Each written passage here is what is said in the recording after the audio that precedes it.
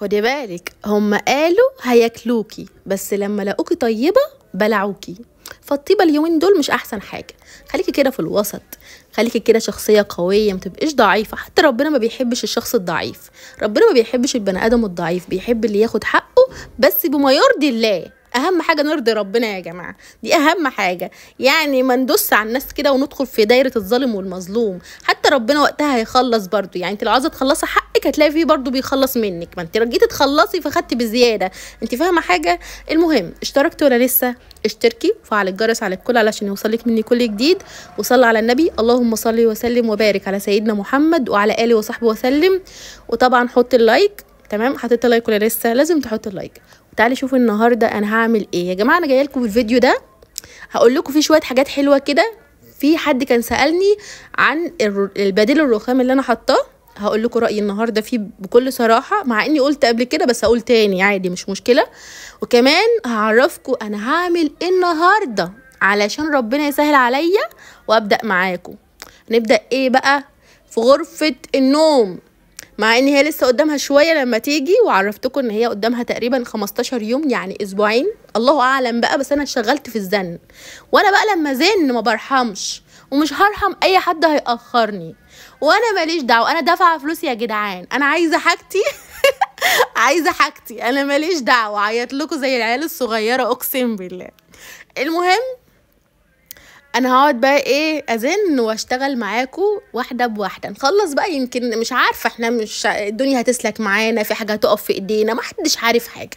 فاحنا هندخل نشتغل في الاوضه يعني ونسيبها لله. يعني هنعمل ايه كل يوم كده اللي ربنا يقدرنا عليه. حتى انا ايدي والله مصابه لحد دلوقتي، فانا مش هقدر ان انا اضغط على نفسي مره واحده في كل حاجه. فانا قلت يا بنتي انت كده كده يعني ربنا معاكي في ايدك دي، فامشي واحده واحده وهسمع كلامكم زي ما قلتولي.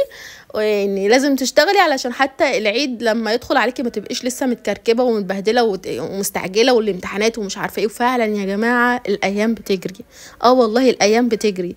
يعني العيد 1/6، انتم متخيلين؟ انا مش قادره اصدق انا لسه مخلصه رمضان، انا لحقت. وبعدين الشهر بيجري كانه يوم كده فروت كده عدى، مش عارفه ايه اللي حصل. وامتحانات وحاجه كده، استغفر الله العظيم من كل ذنب العظيم. مش عايزه اركز عشان ما اتعبش. المهم، احنا النهارده هناكل سمك. جاب لي سمك متنضف وسمك مش متنضف. ايه يعني الفكره في كده؟ مش عارفه يعني. اما كان نضف كله، يعني كان نضف كله، جاب لي ليه سمك مش نضيف وسمك نضيف.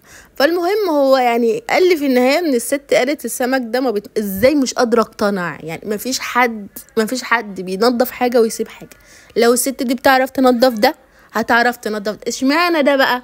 ما علينا. هو تقريبا كده قال لي يعني مش هسيبها قاعده، لازم تشتغل في حاجه بسيطه كده وشغلها فيها. فالمهم جاب لي سمك شبار متنضف، كتر خيره. هو بصراحه انا بفرهد من تنظيف السمك بصراحه، ما بحبوش بامانه ربنا. يعني احب اكله لكن ما احبش ان انا يعني امرمط نفسي فيه. المهم، السمك الصغير ده كان تنظيفه سهل، يعني زي ما شفتوا كده بسكينه صغيره كنت بشيل القشره، ولما اجي اشيل الراس بلاقي كل حاجه خرجت مع الراس، فبسيطه وسهله يعني الحمد لله. وهي كام حبايه كده، ما كترش، ما جابلناش كتير، يعني هي كميه بسيطه على قد انا وهو ومليكه. وحتى مليكه اكلتها في السمك قلت، ما بقتش زي الاول، تحس ان هي اتعادت من اياد، او ما تفهموش هي بتقلده ولا ايه اللي بيحصل. بس عامه يعني احنا جبنا الكميه دي على قدنا احنا التلاتة ايا كان. واياد ابني ملوش في السمك خالص، يعني النهارده هيقضيها بقى سندوتشات لبن إيه كده، الحاجات اللي هي بتبقى عاديه دي. هو بيقضيها اي حاجه، هو اللي بيختار بنفسه الحاجه اللي هو عايز ياكلها، بيقول انا عايز اكل كذا يا ماما فانا بعملها له. فهو حابب ان هو ياكل بيض مسلوق بالسندوتشات بطريقه معينه كده بعملها له، فهتشوفوها معايا هنقضي يومنا يعني.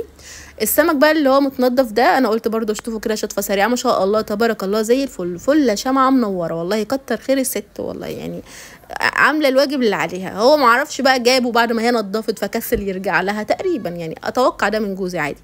المهم ان هو جابه لي متنضف ليه؟ رأفة بيا، لان انا دراعي فعلا النهارده كنت صاحيه من النوم بعيط منه.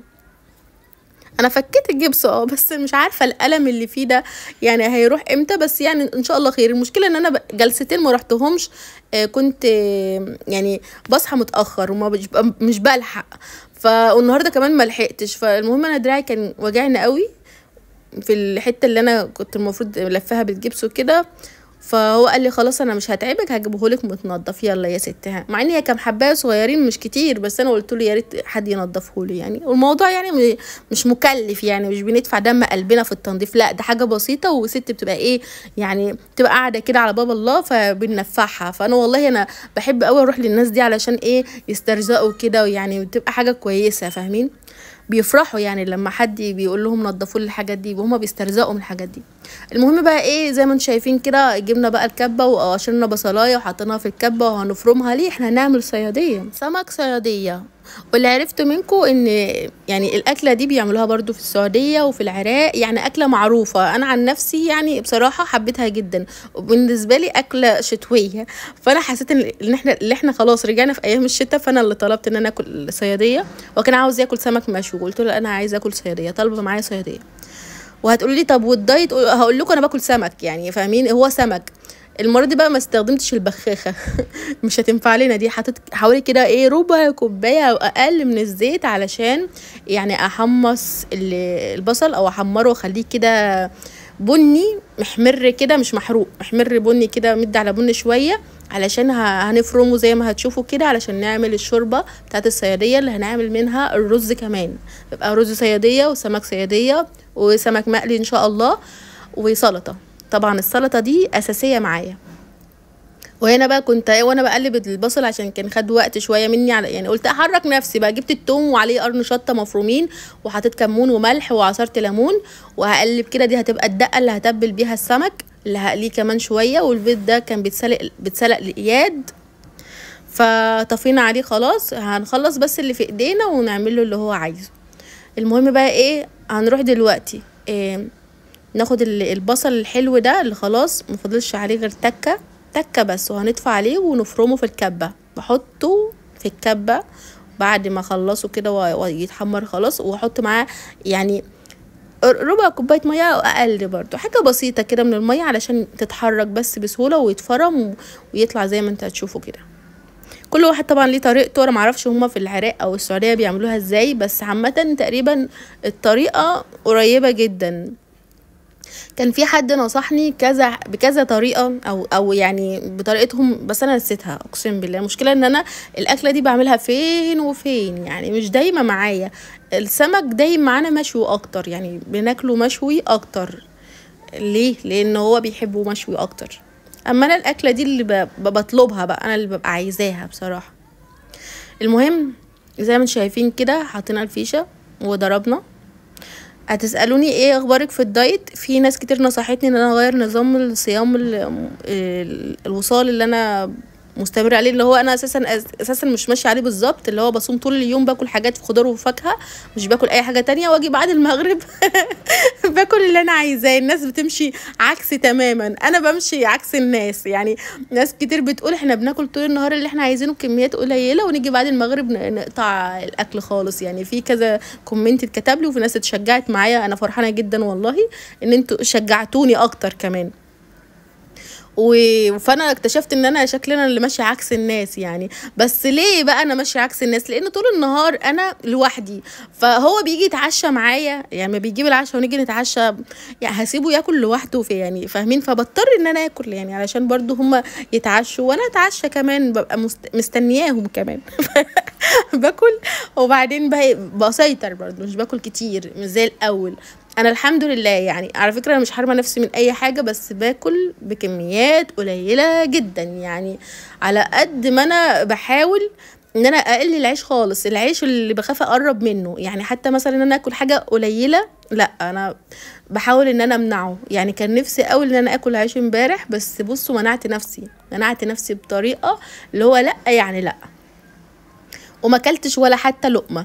فالعيش بصراحه ان شاء الله هبدا ان انا اشوف طريقه عيش دايت، اعرف ان انا اكل بقى اي حاجه نفسي فيها بالعيش اللي انا هعمله الدايت ده. يعني في ناس بتعمل عيش من الشوفان، فهشوف بقى الطريقه وان شاء الله هعملها، علشان يبقى عندي كده العيش الخاص بيا اللي انا اعرف ان انا اكل بيه اي حاجه، حتى لو جبنه.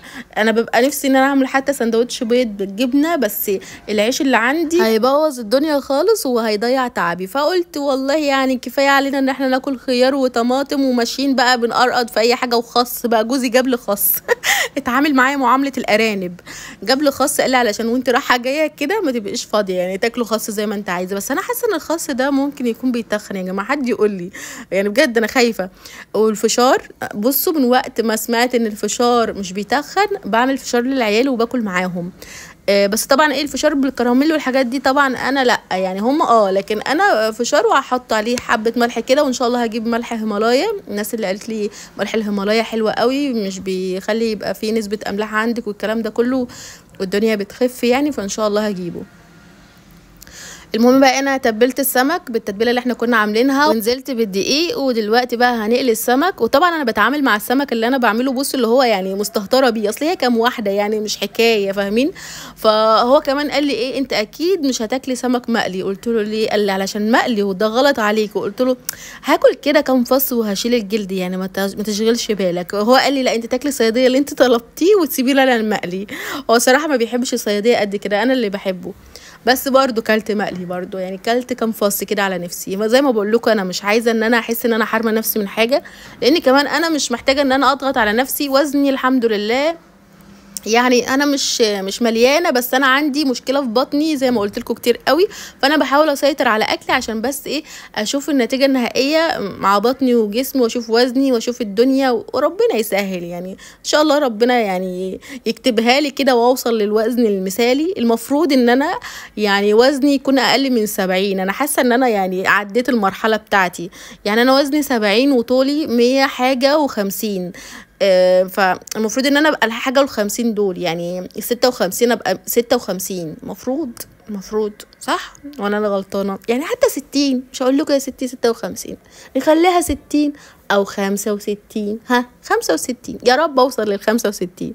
يعني لو وصلنا لل 65 دي تبقى بصراحه لعبت قوي. المهم ان احنا زي ما شايفين كده مستمرين في القلي. حطينا السمك وقلبناه. نيجي هنا للبيض بتاع اياد، بنهرس البيض كده وبنزل عليه بتوابل ملح وفلفل، وما بحط الشطه علشان هو مش بيحب الشطه. وبعدين بنزل بايه بزيت زيتون وبقلب، وبعمل سندوتشات عادي في الكايزر. اللي هو بقى انا لما بعمل البيض كده انا باكل بيض كده من غير اي حاجه. يعني بصوا انا حتى لما قالوا لي ان الملح غلط ما تكتروش من الملح في الاكل، كنت باكل البيض كده. لما كنت مثلا اكل بيض باكل كده مسلوق، ولا ملح ولا توابل ولا اي حاجه. انا عايزه اقول لكم ان انا بدات احس بطعم الخضار ان هو مسكر، مع اني في العاده انا لما باكل خضار مش بحس ان هو يعني ولا مسكر ولا اي حاجه. بس بدات احس ان هو مسكر والله من انا منعت السكر. يعني انا عايزه اقول لكم ان انا ببقى نفسي اكل كحكايه من اللي انا عاملاهم في العيد، مش بيهون عليا. وبص اللي هو لا يعني لا وببعد. المهم ان احنا هنعمل له السندوتشات بتاعته. وهو بقى ايه قال لي سيبينا انا عامل السندوتشات. قلت له يا ابوس ايدك انا مش فاضيه دلوقتي للعب العيال، سيبنا اخلص الله يكرمك، علشان ابوك لو جه ولسه ما لقاش الاكل جاهز هنسمع كلمتين حلوين، فسيبنا اخلص. فساب لي بقى السندوتشات. لازم اقول له الكلمتين دول، لازم ارعبه كده لازم اعمل له حاله رعب علشان يسيبني براحتي. فعملت له السندوتشات، وبعدين هيقعد هو ياكل براحته. وهو اياد ابني بصوا اللي هو بيحب قوي الموضوع سندوتشات والشاي قوي، يعني مزاج عنده، ويعني بيحب الحاجات اللي هي يخترع. يعني بصوا ممكن يجيب لي اكله من يعني على النت شايفها ويقول لي اعملي لي دي، يحلاله قوي مش فاهمه ليه. يعني اخلص من ابوه يطلع لي هو واحد مش عارف يرتاح امتى بصراحه. المهم هنا بقى خلصنا السمك خالص. انا بحب ان انا السمك انشفه شويه علشان جوزي بيحب السمك ناشف مش طري، يبقى ايه كده ايه ماسك نفسه كده، هو عايزه كده. هنعمل ايه؟ فبنحاول ان احنا نعمل له الحاجه اللي هو بيحبها علشان ياكل وما يقوليش الاكل مش عاجبني، لانه سهل جدا يقول لي الاكل مش عاجبني. يعني كم مره اعمل اكل ويقول لي مش عاجبني، هما يتعدوا على الايد صراحه. بس برضو بخاف يعني يجي في يوم اعمل اكل ويقول لي مش عاجبني، هنرميه يعني؟ ما انا خلاص عامله دايت، فلازم ناخد بالنا من الاخر كده. هنا بقى بقطع السلطه بقدونس وكزبره، جايب لي كده ربطه مشكله، وحطيت فلفلايه وعليها طماطمايه وخيارايه ونص بصلايه. وعايزه اقول لكم ان انا بحب اضيف الشطه، يعني الشطه هي اللي بتاكلني اصلا. يعني السلطه بالنسبه لي لو ما فيهاش شطه بحس ان هي يعني مش تمام. بس انا منعت الشطه ليه؟ لان انا جوزي بيقول لي اعملي حسابي لو سمحتي، يعني اعملي حسابي ان انا باكل معاكي. الشطه دي كلها انا مش بحبها. يعني انا امبارح كنت حاطه شطه ما كلش سلطه. فالمهم انا قلت ايه، يلا اعمل حسابه وما ازودش شطه، اكل الشطه كده جنب السلطه. يعني ايه، يعني حتى اخد طبق لو حسيت ان انا مش عارفه اسيطر واقطع شطه على الطبق بتاعي. بس انا في النهايه بقيت اخد قطمه كده من قرن الشطه واكل معلقه سلطه، وكنت مركزه مع السلطه اكتر في الاكل يعني، والسمك طبعا. والرز كالعادة معلقتين 3. بصوا اللي هو انا كنت بتنتف كده، يعني تنتوفة كده بسقيها في الشوربة واشربها، يعني فاهمين. بس وشبعت الحمد لله، يعني كنت قايمة من الاكل وحاسة ان انا شبعانة. وكالعادة بحس ان انا بعد ما باكل اكلة سمك بحس ان انا تايهة كده ونفسي اروح في النوم. بس يعني لا، المرة دي فوقت ليه؟ لان انا عندي هدف، والهدف هتشوفوه معايا دلوقتي. احنا طالعين على معركة دلوقتي يا جماعة، بس نلم المطبخ وهنجز معاكم كده علشان الفيديو ما يطولش، وهنطلع للي احنا عايزين نطلع له. هتشوفوا دلوقتي احنا هنعمل ايه. بس طبعا قبل ما اطلع على المعركة اللي انا بقول لكم عليها، هنعمل حاجة وهقول لكم رأيي في بديل الرخام اللي انتوا شايفينه ده، اللي هو الابيض في رمادي المشبح ده. وهغسله معاكم دلوقتي بسلكة خشنة علشان تشوفوا قد ايه هو حمول، بس برضو في عيوب وفي مميزات، وهقول لكم كل حاجه دلوقتي. المهم ان احنا بنغرف دلوقتي الرز الصياديه، وقرن الشطه المحترم على طبق السلطه موجود اهو، وطبعا السمك المقلي، وهنحط سمك الصياديه. كنتش عارفه اخرجه بالكبشه، كنت خايفه لا يتفروت مني، بس لا والله ماسك نفسه زي الفل. احنا بنحطه في الشوربه يا جماعه، مش بياخد دقيقتين 3 كده وبنطفي عليه، يعني زي يا ريت تكونوا خدتوا بالكم وانا بعمل الاكل يعني. فمش بياخد وقت خالص، يعني شوربة الصيادية دي اسهل حاجة، وطعمها والله لذيذ جدا. في ناس بتستغربها بس لا، هي جميلة والله. اللي يجربها يعني مش هيخسر حاجة، بالعكس هيكتشف ان في اكلة حلوة قوي يعني.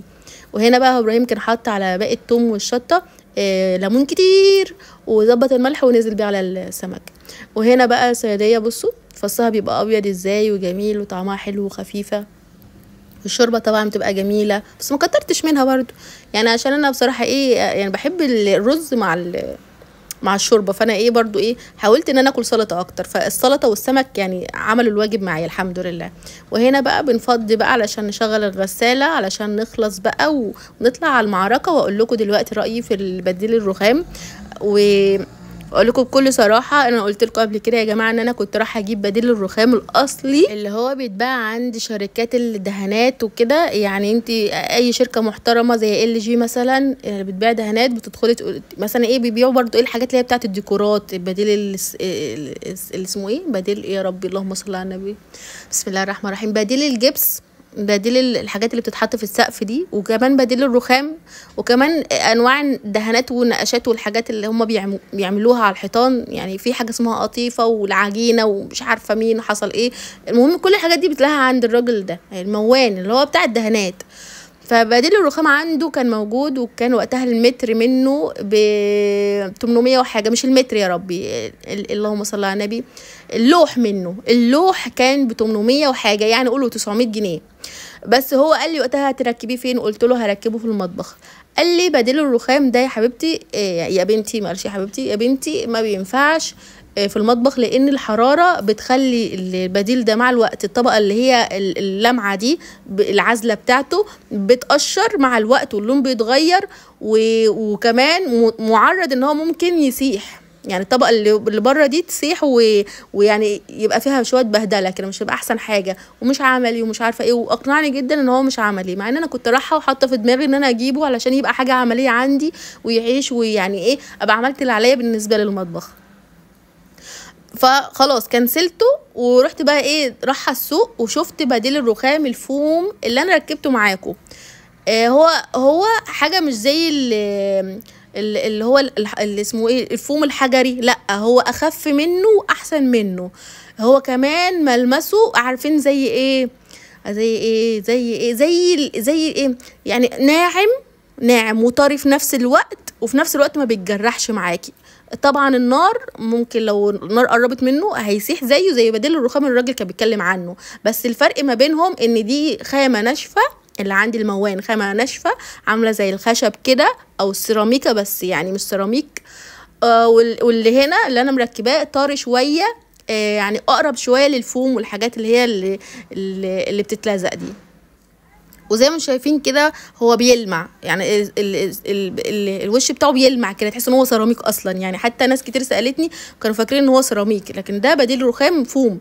وكنت جايبه رسمه اللي هي زي ما شايفين كده المشبحه دي، ووقتها جوزي حط جنب بعض، حاول ان هو ايه يبقى محطوط ايه بشكل حلو كده جزع يعني. فهو ظهر ما شاء الله تبارك الله كانه سيراميك، مش فوم يعني او حاجه ملزوقه. هو حلو وعملي جدا. النار طبعا بتأثر فيه، سكينة بتأثر فيه، لو في سكينة مثلا بتأثر فيه. وعلى فكرة حتى اللوح اللي هو ب900 جنيه، الراجل قال لي برضو ان هو بيتجرح لو غسلتيه مثلا بحاجه خشنه، او مثلا حاجه خبطت فيه كان بيتجرح. هو والله اللي كان بيبيعه كان بيقول كده. ولو تفتكروا وانا بركب الحاجات دي كنت اتكلمت معاكم وقلت لكم نفس الكلام والله العظيم. ويعني انا مش بفتي من عندي، انا فعلا ما جبتوش، بس الراجل نفسه اللي بيبيع هو اللي قال كده. قال ان هو بيتحط ديكور في الايه، في مداخل البيوت، في مثلا في ركن كده في البيت في الشقه. يعني بيتحط ديكور في بيت. بديل الرخام ده بيتحط في الحوائط، بس مش في المطبخ، مش مخصص للمطابخ. للناس اللي هي بتشتري وتحطه على الرخامه نفسها كمان، بحس ان هو يعني اي كلام ومش بيقعد كتير، معرفش يعني. واسمع ان في ناس اشتكت منه. انا كنت هحطه في الحيطه بدل السيراميك. بس عامه انا ما جبتوش لان اقتنعت بكلام الراجل وجبت ده.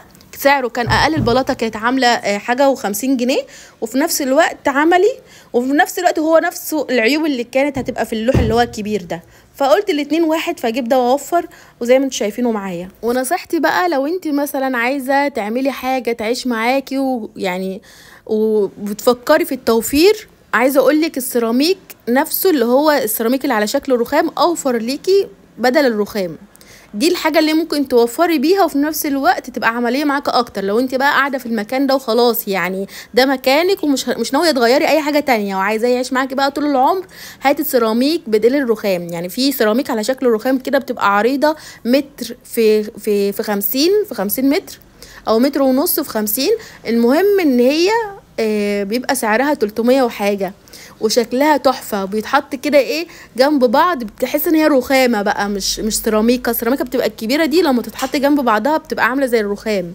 حلوه قوي. انا كنت شفتها وكنت ناويه ان انا اجيبها، بس الصراحه يعني انا وقتها فاكرين لما كنت بقعد اقول لكم ان انا نفسي اغير مكان المطبخ واعمله مكان الحمام، وكان تفكيري يعني في ايه لو مش في محله يعني. فمرت الايام وقلت لكم والله انا مش هعمل حاجه وهخلي كل حاجه زي مكانها، ومش يعني زي ما هي والكلام ده كله. بس انا بنصحك علشان لو انت عايزه تعملي حاجه وتعيش معاكي، ويعني ده بيتك بقى وانت مستقره فيه مش مأجره مثلا، او ان انت عايزه تعملي حاجه مؤقته، فهاتي السيراميك البديل ده بديل الرخام. شكل الرخام سعره حلو، وفي نفس الوقت شكله فخامه والله بجد. المهم زي ما انتم شايفين كده احنا خلصنا طبعا، وغسلت معاك البديل الرخام بالسلك الخشنه والله. بصوا ولا في اي حاجه، يعني حتى ضوافري مش بتاثر فيه. بس الفكره انت لو جبتي السكينه وشقتيه هيتشق عادي، يعني فاهمين اللي هو عادي. بس يعني الحاجات العاديه البسيطه عادي اهو. بصوا غسلناه بسلك خشنه، مش سلكه ناعمه، لا خشنه وعادي. كنت بدعك والله بضمير عادي، يعني بغسله عادي. فبصوا ولا اي حاجه عادي، مفيش اي حاجه. اهم حاجه وانتي بتلزقيه بس تلزقيه كده جنبه بعض، وما يبقاش فيه فواصل، ما يبقاش فيه فتحه كده يعني تسرب الميه، علشان ما يبقاش فيه ميه من تحت الحاجه دي وتعمل عفونه يعني وكده وبس. وحلو وعملي يعني وشغال والله وشكله حلو.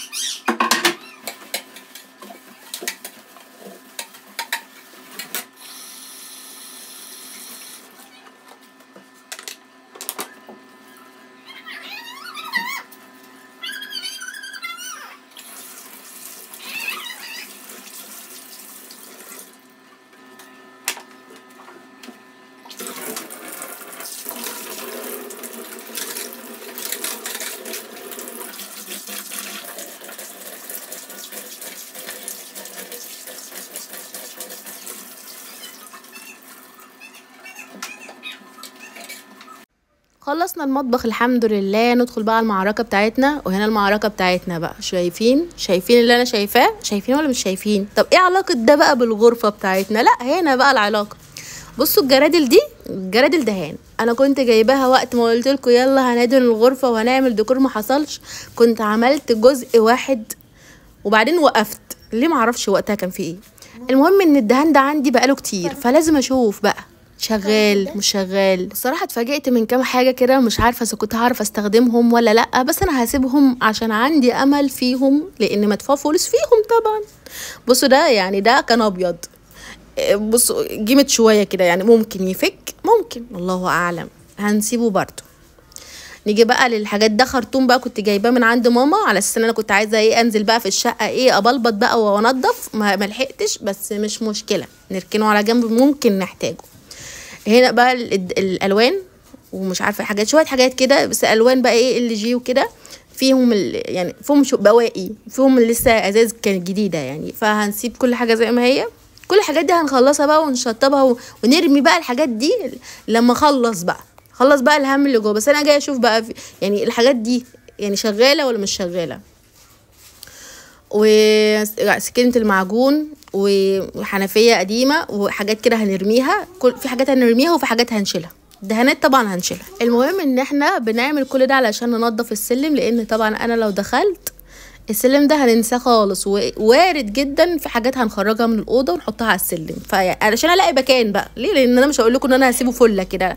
هو احنا عامه هنخرج حاجات من الاوضه الفتره اللي جايه، في حاجات لسه مش عارفه اقول لكم ايه، بس انت يعني داخلين معايا على معركه بصراحه، انتوا اللي قلتوا لي ابدأي، فيلا هنبدا بقى. الجردل بقى اللي فيه دهان المليان ده الحمد لله سليم، بس في جردل بقى تحس ان هو بقى فيه زيت كده من فوق، مش عارفه ايه ده يعني، بجد بقى مزيت كده والدهان كله نزل تحت، فمش عارفه، ربنا يستر. انا بفكر لو انا استخدمت حاجه منهم اصفيه، يعني اقلب كده بالميه واصفيه علشان يبقى صافي معايا كده ما يبهدلش الحيطه.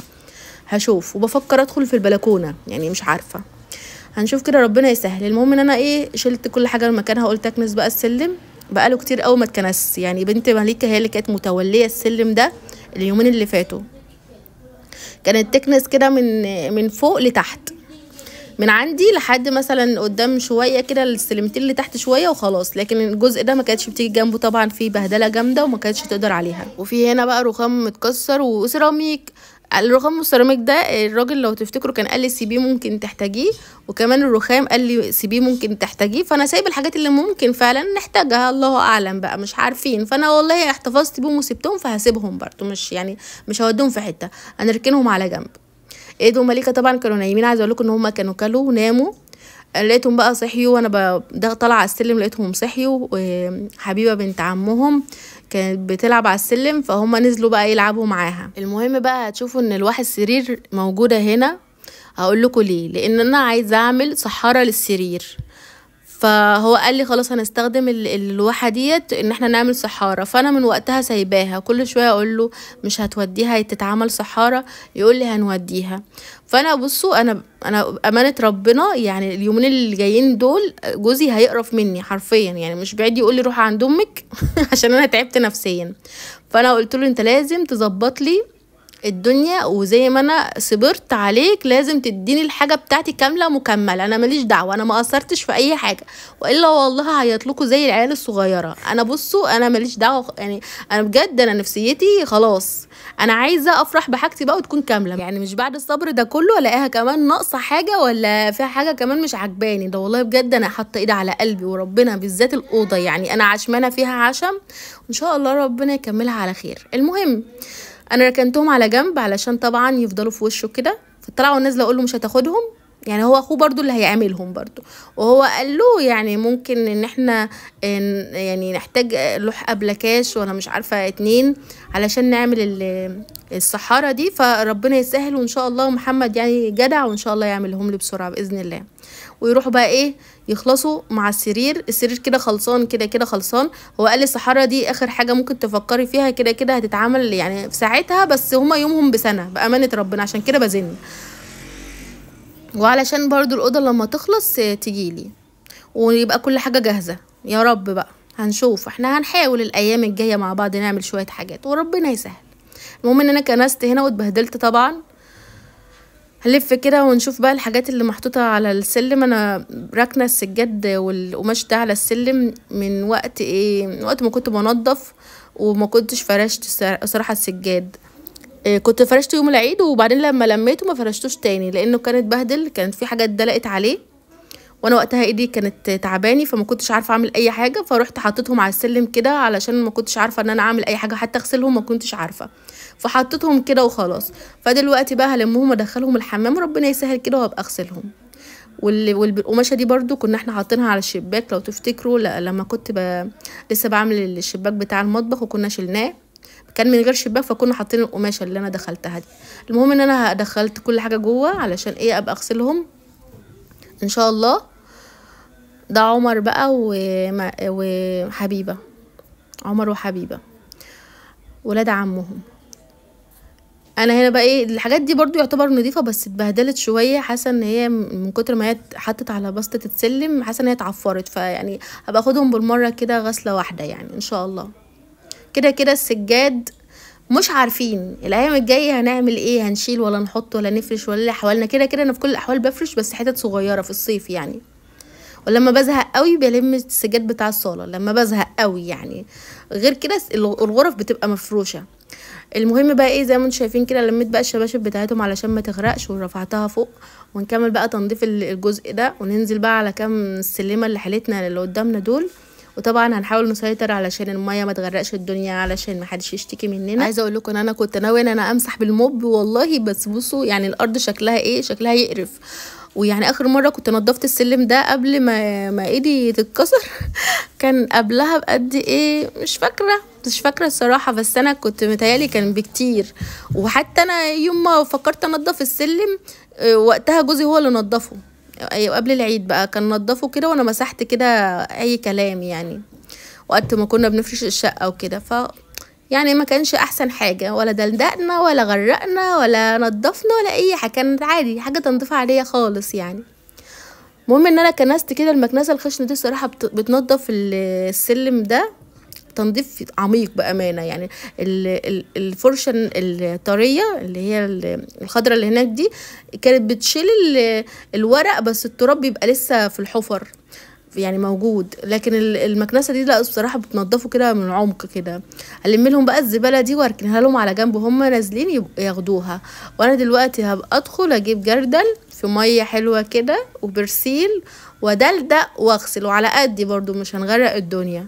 المهم يعني ان احنا ان شاء الله ده تمهيد للي هيحصل الفتره الجايه. كان ضروري جدا اشوف الدهانات واروق السلم علشان في حاجات في الغرفه محتاجه ان انا اخرجها. الاوضه بتاعتي لسه فيها بواقي حاجات من الاوضه بتاعتي، يعني احنا وقتها لما كنا ودينا الاوضه تتجدد وكده ودهان والكلام ده كله، الظهر بتاعها وايه كمان والسقف ولا القعده مش فاهمه، هو فيها حاجات كده لسه موجوده، اللي هو الارفف والظهر بتاعها على كده كده اللي هو مش بيتعمل في حاجه، هو كده كده زي ما هو ومش هيدهن حتى، لان اللي جوه خشب لونه خشب مش محتاجه ان انا ادهنه ابيض، هو اللي بره بس. فاحنا الحاجات اللي هي محتاجه تتجدد اللي من بره اللي هي القوايم والبيبان الجرارات وحاجات كتير كده في الاوضه راحت الا كام حاجه فهنخرجها بقى. والله وافتكرت كمان الازاز ده، انا الازاز ده لوح الازاز انا ناسياه، احنا المفروض هنغير الازاز بتاع الاوضه عشان متكسر، فمش عارفين بقى ربنا يسهل. والله احنا هنسيبها لله ونمشي واحده واحده ان شاء الله، ربنا هيسر لنا الامور. وكويس ان انا بدات معاكم بدري لان فعلا العيد خلاص قرب. انا مش مصدقه اللي بقوله بس يعني تقريبا هي دي الحقيقه. انا سمعت والله اعلم ان العيد الكبير في 1/6، اخويا محمود بيقول لي كده، ما كنتش بيضحك عليا يعني، مش عارفه الصراحه، انا لسه ما اكتشفتش الموضوع مش متاكده يعني، بس بيقولوا في 1/6. المهم ان احنا هننجز عشان ربنا يسهل علينا، عشان مش عارفين ممكن في عواقب تبقى قصادنا، بس ربنا ييسر الامور ان شاء الله ما يبقاش فيها حاجه باذن الله. المهم ان احنا دلدقنا كده وهو زي ما شايفين كده بنحاول ان احنا نسيطر على الميه الحمد لله، يعني حاجه بسيطه ما كترناش. انا يعتبر كده بخلص معاكم الفيديو خلاص. اهم حاجه حطوا اللايك واشتركوا في القناه وفعلوا الجرس على الكل علشان يوصلك مني كل جديد، وطبعا صلوا على النبي عليه افضل الصلاه والسلام. وانتظروا ان شاء الله الفيديوهات الجايه باذن الله. اهم طبعا ما ننساش اللايك. لو انت وصلت معايا لحد هنا وسامعاني انا بفكرك باللايك، انا عارفه ان انتوا مش بتبخلوا عليا بحاجه، بس انا بفكركم علشان ما تنسوش، علشان في ناس بتدخل تتفرج وبتخرج وتنسى اصلا ان هي حطت اللايك. يعني اتمنى انك تتعودي تحطي اللايك قبل حتى ما تتفرجي. معلش يعني انا رخمه شويه، بس معلش عشان اللايك كمان بيرفع من مستوى الفيديو، وفي ناس كتير بتشوفه من تفاعلكم. التفاعل على الفيديو بينفع جدا، فانا اتمنى ان انتوا يعني تسندوني. وطبعا انتوا سندي وظهري والله من بعد ربنا، وبجد انا مش عارفه اقول لكم ايه غير ربنا يخليكم ليا.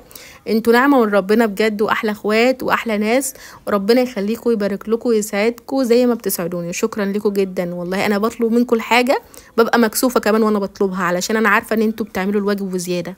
كده خلصت زي ما انتم شايفين. اتمنى يكون الفيديو عجبكم. السلام عليكم.